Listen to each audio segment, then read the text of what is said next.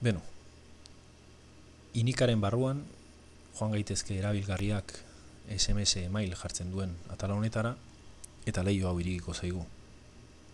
Bertan, 3 atal ikus ditzakegu.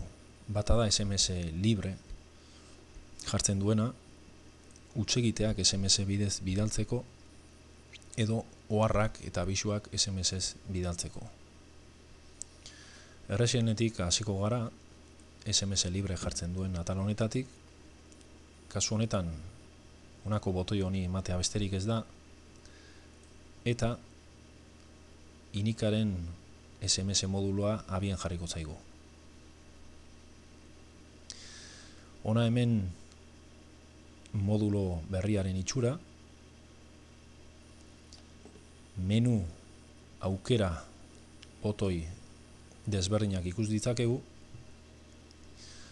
baina adibide azkar bat egiteko joan gaitezke zuzenean SMS azkarra jartzen duen atala honetara eta zuzenean mugikor bat jarriko dugu. Mezua idatzi dezakegu bertan edo mezu zerrenda batetik aukeratu dezakegu. Nabarmen ikusten da hemen goiko parte honetan, kasu honetan 5 kreditu ditudala SMS-ak bidaltzeko. SMS-ak bidaliara hala kreditu hauek gutxitzen joango zaizkigu. Ikus dezagun honen efektua. Oraintxe bidali berri dut SMS bat, emaitza zuzena izan da,